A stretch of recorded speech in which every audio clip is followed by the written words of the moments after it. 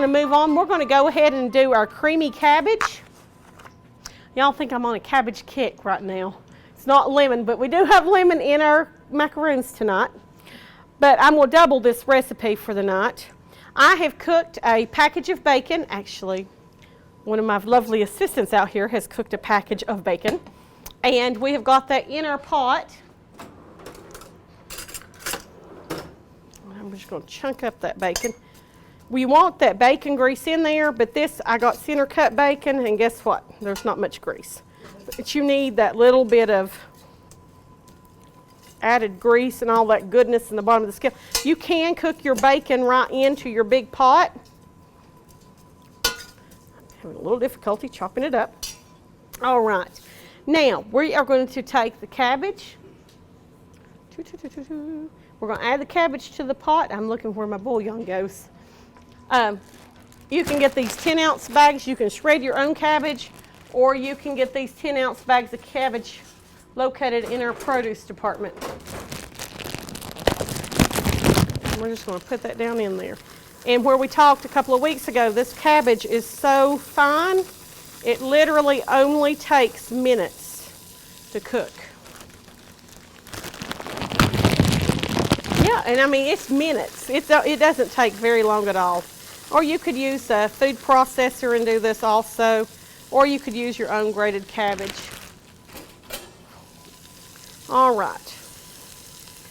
Now I've got quite a bit in here because I am doubling the recipe. Now, before you use 5 pieces of bacon, and we used about the package of bacon, give or take a couple of slices. Okay, we're going to get that in there. Now, you're going to take a chicken bouillon cube, and it says you can crush that up, or you can use bouillon, the granules, or you can use the gel, whichever one you want to use. I do use that gel in soups and things like that. It is very good, the base.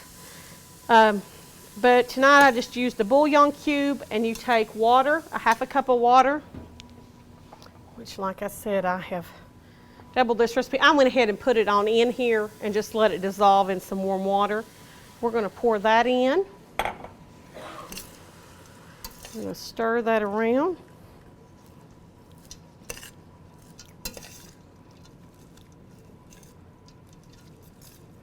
All right, and we're going to let this cook several minutes.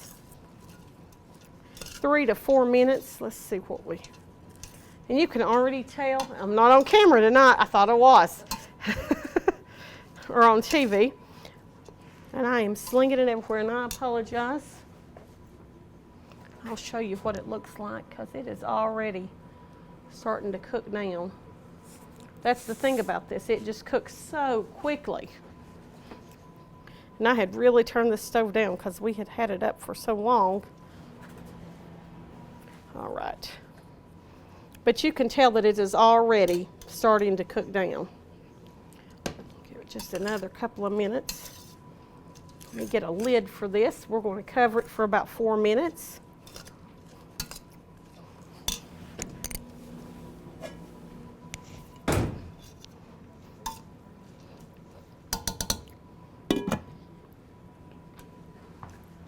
And I keep looking for things that aren't here tonight, if you noticed. No, it was there earlier. All right. So we're going to let this cook. How many of you all have a good cabbage recipe? Do you cook a lot of cabbage? I cook quite a bit of cabbage. Cabbage is kind of a staple, just like broccoli in my house. We eat a lot of broccoli, we eat a lot of cabbage. Raw cabbage, cooked cabbage, cabbage anything. Do you like cabbage? No, I saw him shaking his head. I've got an interesting salad in a couple of weeks we're going to make, and you actually put chopped turnips in it. And so that'll be something a little bit different. It's a marinade salad, but you put turnips in it also. I like raw turnips. I'm not a huge cooked turnip fan, I have to admit. But I think it'll be interesting. I'm hoping it'll be really good. But this cabbage is a great staple. It's inexpensive.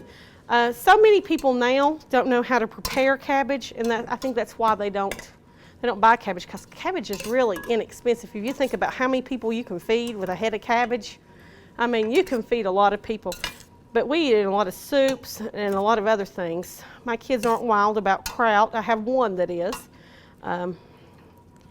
But We do all kinds of different cabbage dishes. My husband's favorite's boiled cabbage, hands down. Mine's fried cabbage. So, you like boiled the best too? Yeah. Now I fry mine. Sometimes I put potatoes in it. Sometimes I put onions in it. Kind of all different kinds of things.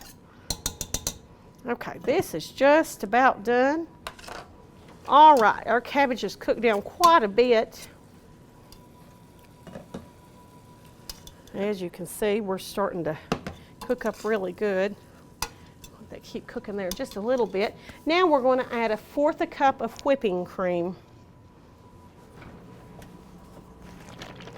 So that'll be a total of 1/2. Whipping cream turns cabbage into something more elegant.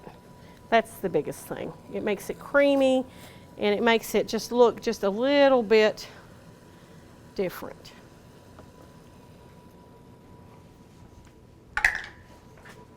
And you can put this in a really pretty dish and serve it. And people think, like I say all the time, people think that you've spent a lot of time, and super, super easy, super simple.